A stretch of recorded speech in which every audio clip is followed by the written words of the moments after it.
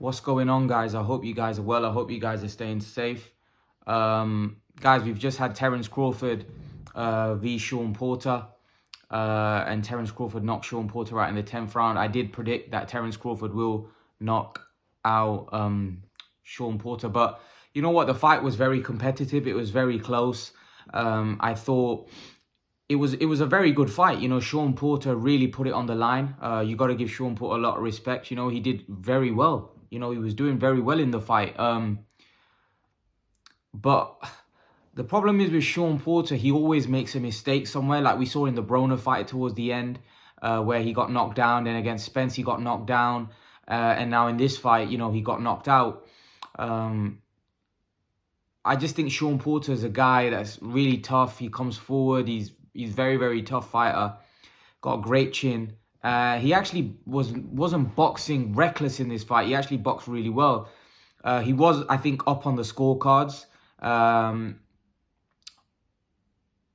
just personally think that, you know, Crawford timed him with that uppercut, and unfortunately for Porter, you know, I think he wasn't able to recover. He got back up, and then the second one, I think Crawford hit him with a right hand?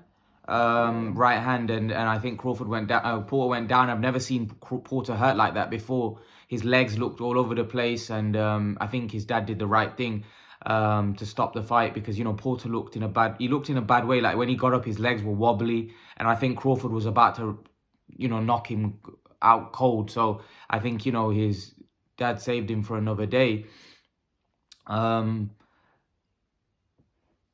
Personally, I think Terence Crawford is a special fighter. Especially that fight wasn't really going the way I thought it would go.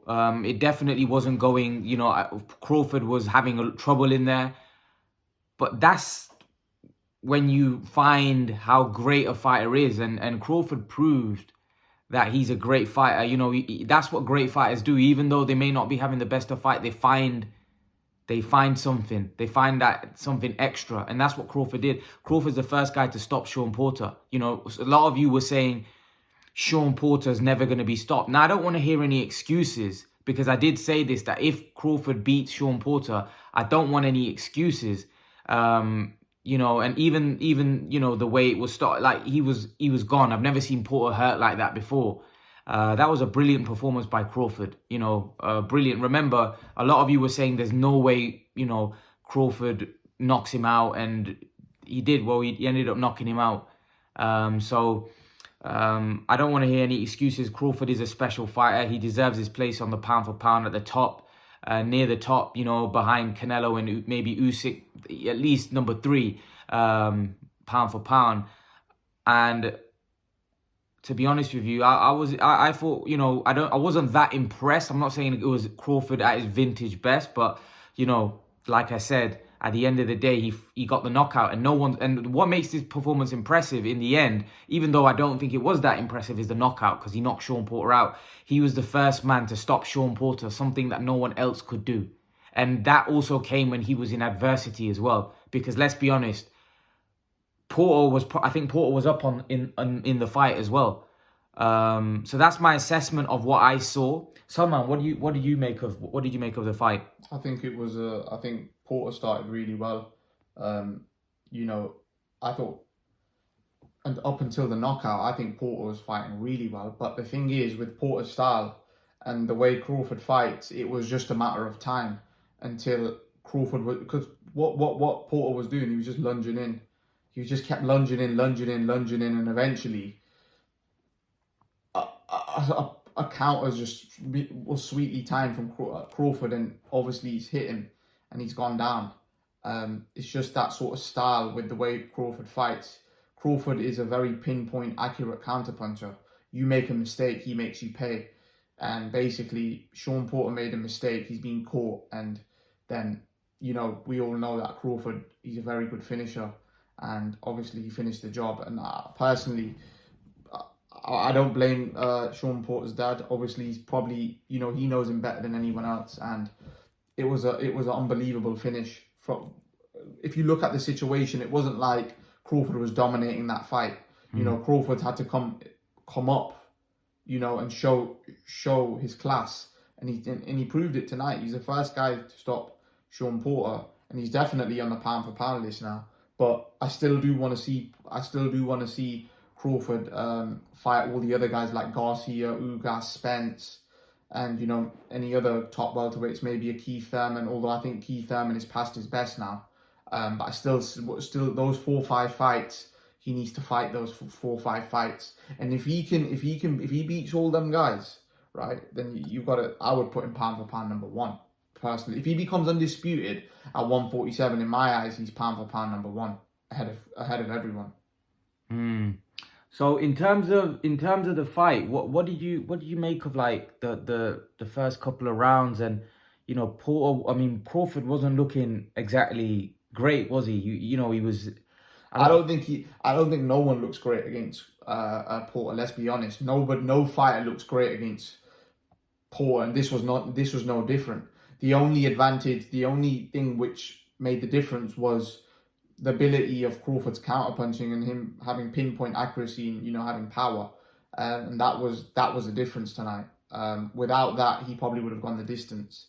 Obviously, he's caught him with a sweet counter, and that was the difference. But Crawford didn't look like he wasn't beating. He wasn't even on. He was down on the scorecards, but he wasn't. It was not an easy night for Crawford up until that. Crawford's probably thanking God that he caught him, and obviously he was able to get him out of there, because he probably didn't want that to go to the scorecards, because he wasn't dominating that fight, no way, up until that point.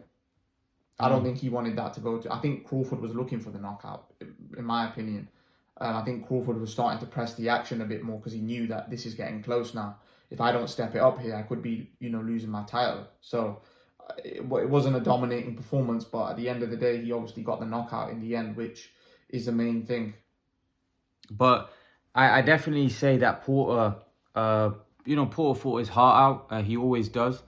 But I did say the reason why I thought Crawford would stop Porter is the fact that I thought Porter's quite reckless and Crawford has a lot of speed. The problem is with all the other guys he fought, they didn't have speed like that. They didn't have hand speed. Errol Spence, all of those guys, they don't really have hand speed. And I knew that Crawford will catch Porter with something that he doesn't see coming. And Porter will get hurt. He's been hurt before, by Broner. And he's been hurt by Spence. But with Spence, it was just a good shot. But let's not forget, after the knockdown against Errol Spence, Porter actually came back and was fighting hard. But Errol Spence doesn't have the kind of hand speed that Crawford has.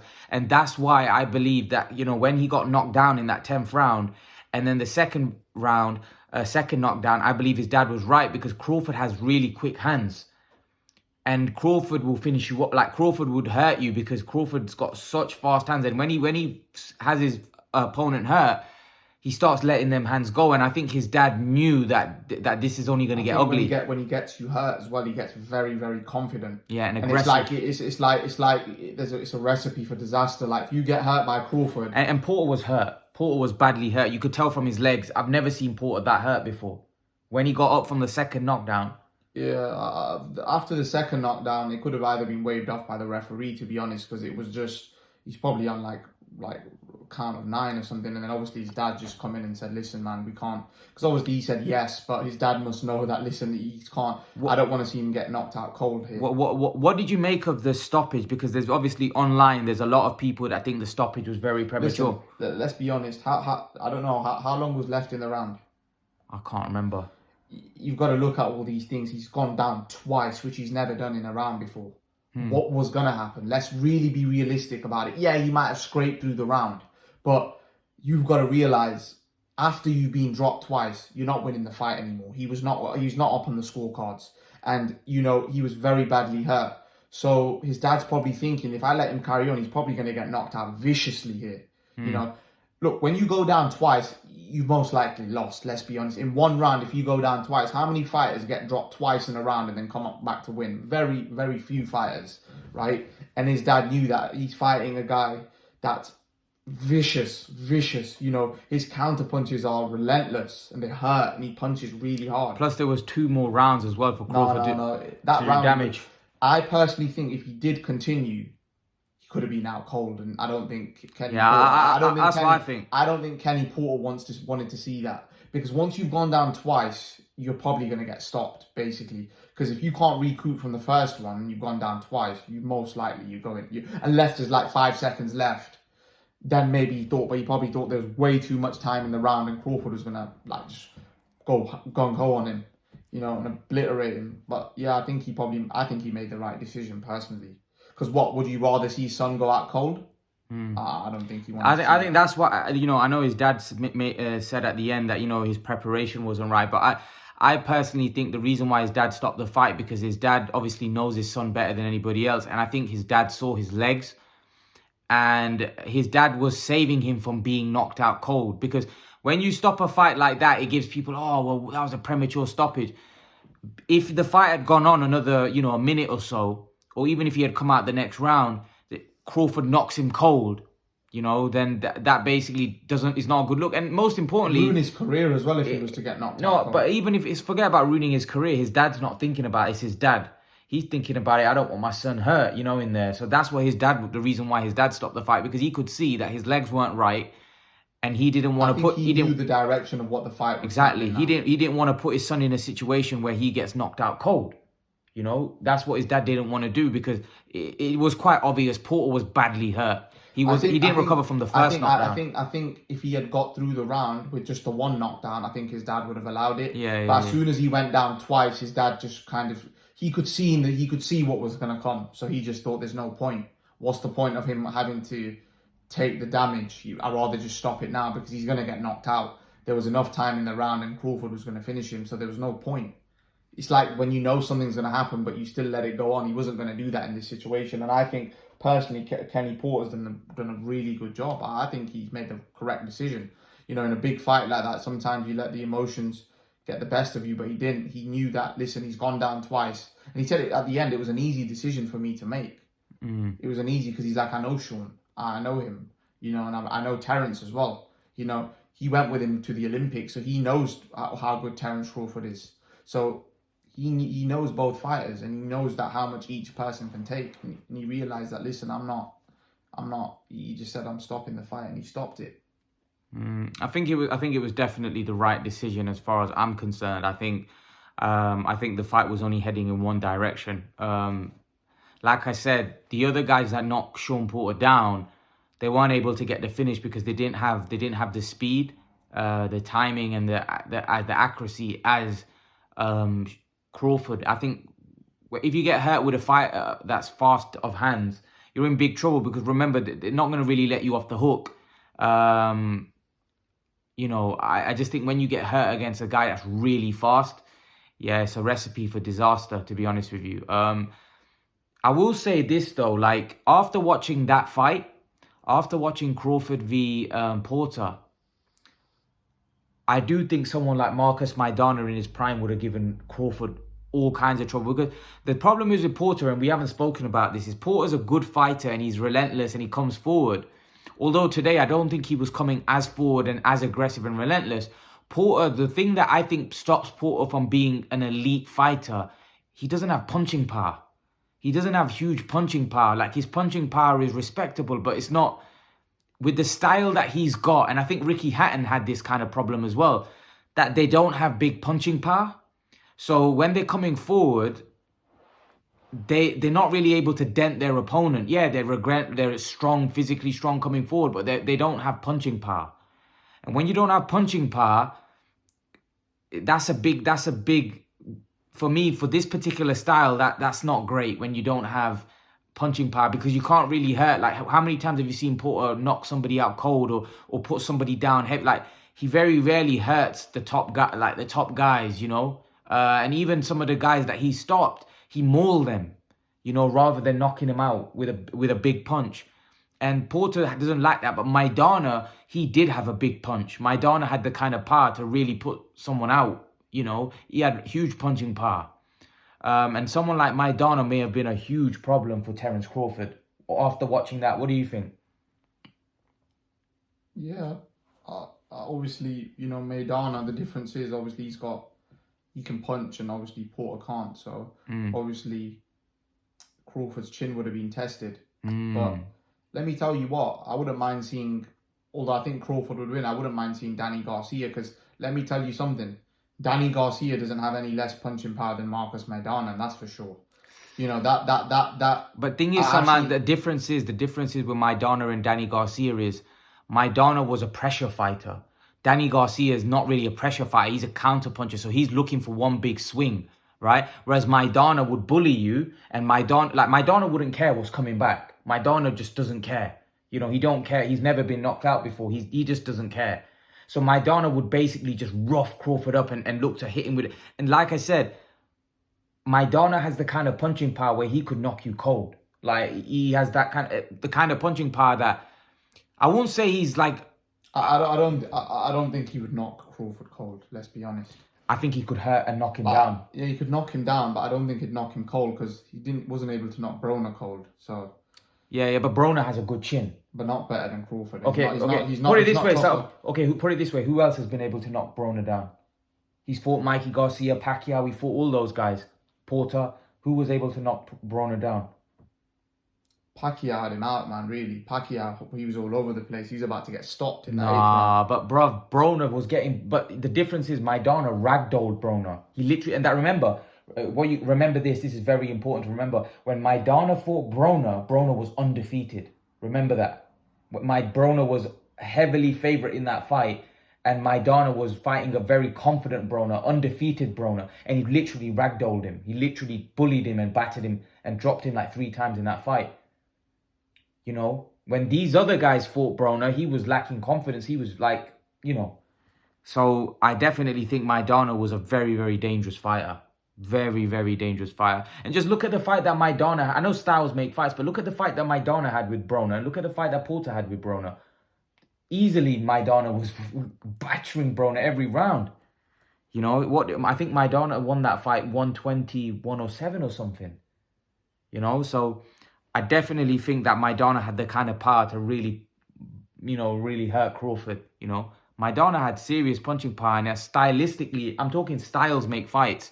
Stylistically, that would have been a horrible fight for Crawford. Because listen, I like Porter. I think he's a fighting man. I think he's great. But I've never rated him as highly as what some people rate him. Like, some people say he's this, that, and the other. He's a tough guy, and he brings it, and he always makes it a tough fight, but... like I said, I think his lack of punching power, and he always seems to fall short against the top guys. You know, he always seems to, you know, fall short. Like, he makes a lot of mistakes, and I think there's obviously something lacking, right? Because personally, I thought, you know what, I actually thought the Spence fight was very close, and I think he probably deserved a draw in that fight. The Brook fight was very close. The Ugas fight, I thought he lost. The Danny Garcia fight, I actually had Danny winning a close fight there.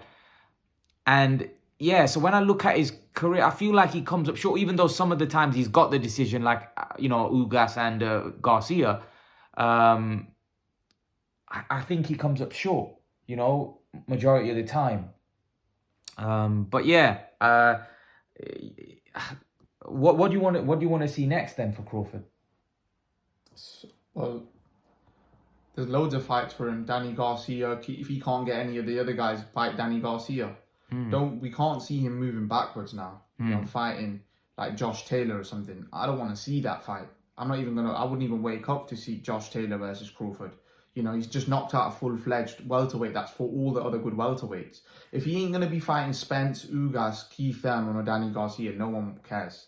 I'm being honest. Certainly if he's operating in the welterweight division. Him fighting Josh Taylor means nothing.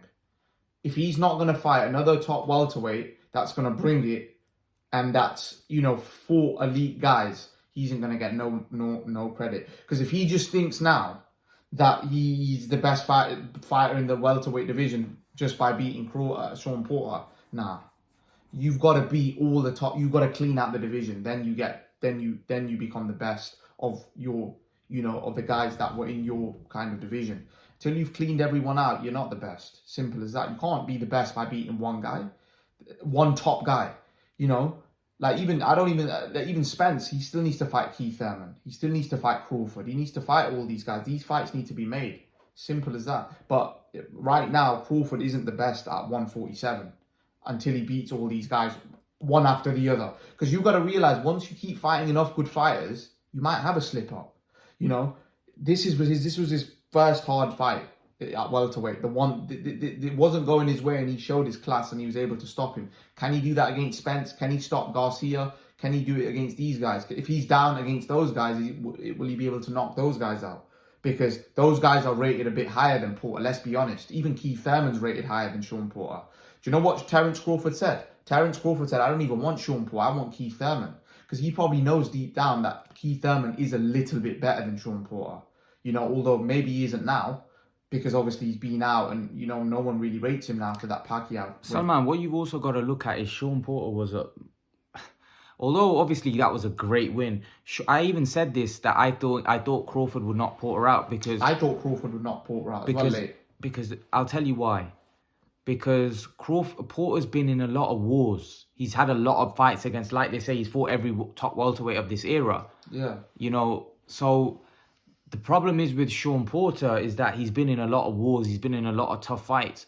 So Crawford, right, with the kind of ability that Crawford had, you know, there's only so much you can take. And I think that's what we saw as well tonight, that, you know, stylistically Crawford's style would have been horrible for Porter, especially late on in the fight when you start to tire. Anyone that lunges in and anyone that just comes head first against Crawford, you're going to get knocked out. Because he's so relentless. He's such a good counterpuncher. He'll get you. Anyone that just comes in, just head first, you're going to get knocked out. In 12 rounds, you're probably going to get caught with something and you're going to get hurt. It's the ones, in my opinion, that box, like Benavidez. He was not doing too bad. Kavalauskas didn't do too bad. You know, it's because I think with him, you need to box, make it a slower paced fight. I think when you start fighting how Porter did, I don't think that wins it. I just don't think that's the style. I think you've got to box with him, make him come to you, make Crawford make the mistake rather than you going to him. Make him come to you. You know. But yeah, I still think that there's loads of fights for him to fight.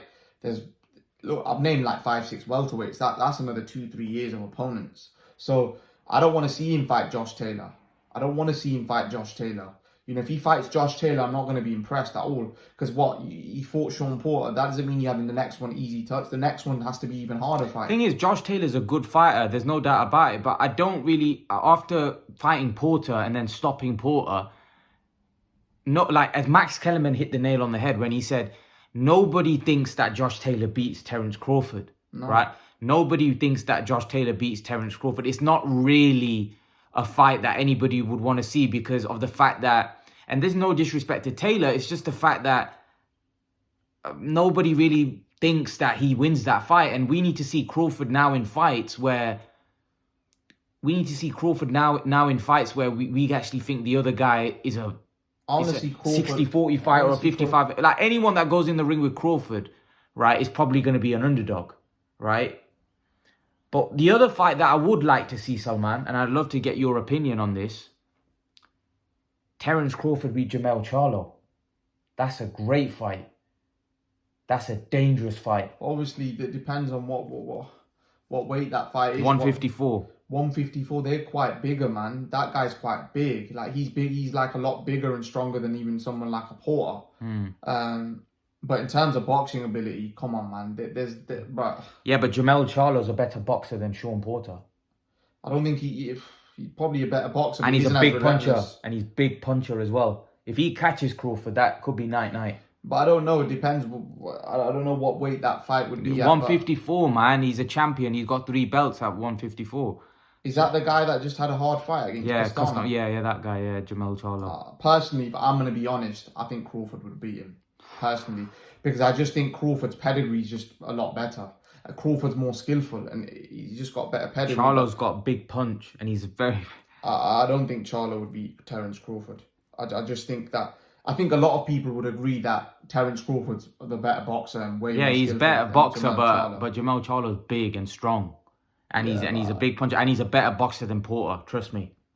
Yeah, but let's see, you know. But that's irrelevant. I wouldn't want him to listen. If he isn't even cleaned out this division, him going to 154, that would be out of desperation that he can't fight nobody.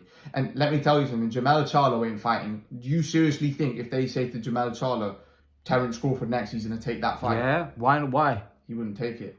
He'd Why? duck that fight No. because he knows that if this guy's coming up and it's going to be a tough fight because Jamel Charlo ain't walking through Crawford. There's no way.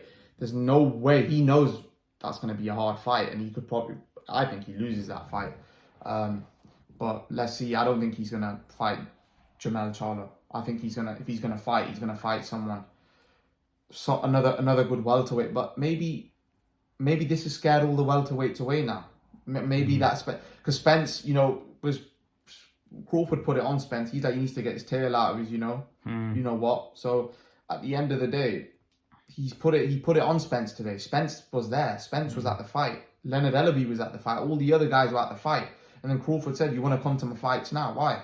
Because I think these guys are a bit hesitant in taking that Crawford fight. I think they're hesitant because they know that they could lose the fight.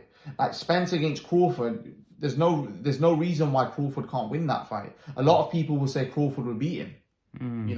A lot of people now will say that, judging it on these two performances, obviously Spence couldn't knock Thing out, but styles make fights, styles make fights. Until they're both in there in the ring, we can only judge on their previous performances. But let's see. All right, guys, leave your thoughts in the comment section below. We're going to do a breakdown of Terence Crawford and Errol Spence.